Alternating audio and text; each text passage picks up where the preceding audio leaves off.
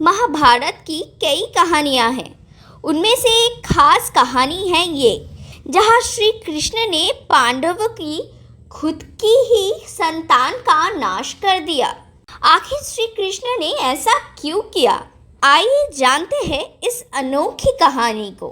पांडव पुत्र भीम के बेटे घटोत्कच के पुत्र थे बार्बरिक। वो अपने दादा और पिता की तरह ही बलवान थे और वो देवी दुर्गा की उपासना करते थे। तो देवी दुर्गा ने उनकी उपासना से खुश होकर उन्हें एक वरदान दिया, 3 बाणों का वरदान। माँ दुर्गा के वरदान के अनुसार बार्बरिक केवल 3 बाण चलाकर ही कोई भी युद्ध खत्म कर सकते थे। ये वरदान पाकर बार्बरिक खुश हो गए और वो अपनी माता के पास गए और उनको अपनी 3 बाणों वाली वरदान के बारे में बताया। तो ये सुनकर उनकी माता ने कहा कि तुम मुझे ये वचन दो कि तुम हमेशा कमज़ोरों की ही पक्ष लोगे। तो बार्बरिक ने अपनी माता को वचन दिया कि वो हमेशा युद्ध में कमज़ोरों का ही पक्ष लेगा। फिर जब ये वरदान वाली बात श्री कृष्ण को पता चली तो वो बार्बरिक से बात करने आए।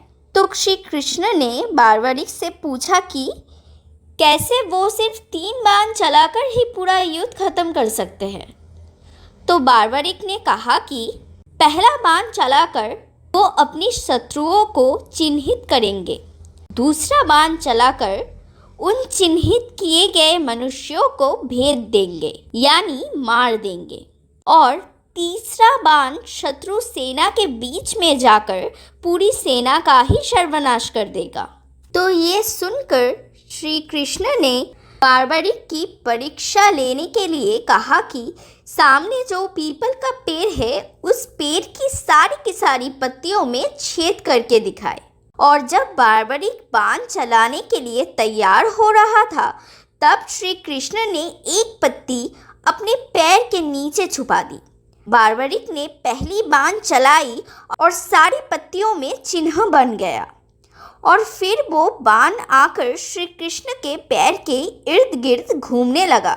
तभी श्री कृष्ण को बार्बरिक की शक्तियों का एहसास हुआ और उन्होंने बार्बरिक से पूछा कि वो कुरुक्षेत्र के युद्ध में किसका साथ देंगे।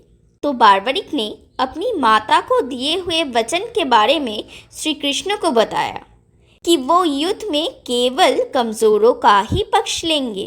तो ये सुनकर श्री कृष्ण बोले, अगर तुम पांडवों की तरफ से लड़ोगे तो फिर तुम्हारे पहले वार से ही कौरव कमज़ोर हो जाएंगे, तो फिर तुम कौरवों के पक्ष में चले जाओगे, फिर पांडवों पे वार करके उनको कमज़ोर कर दोगे।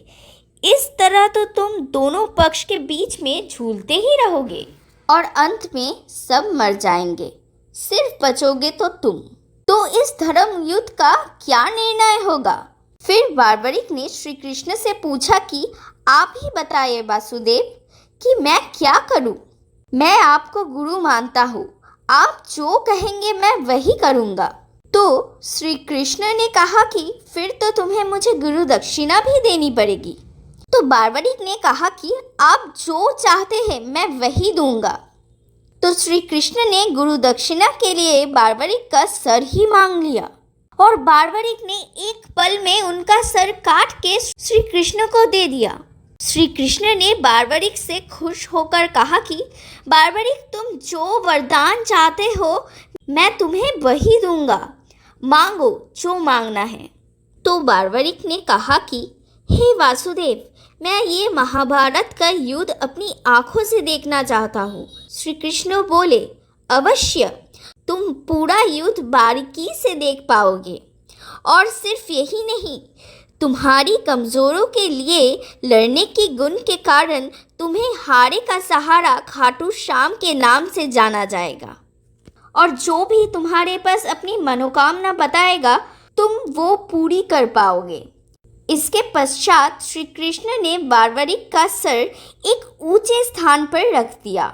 ऊंचे स्थान से बार्बरिक ने महाभारत का पूरा युद्ध देखा। युद्ध खत्म होने के बाद जब श्री कृष्ण ने बार्बरिक से पूछा, तुमने युद्ध में क्या देखा, तो बार्बरिक ने बताया, पूरे युद्ध में सिर्फ एक ही योद्धा थे और वो थे श्री कृष्ण। जय श्री कृष्ण। अगर आपको ये कहानी पसंद आई है तो वीडियो को ज़रूर लाइक करें, कमेंट पे लिखें जय श्री कृष्ण। और ऐसी ही अनोखी कहानियाँ सुनने के लिए हमारे चैनल को ज़रूर सब्सक्राइब करें।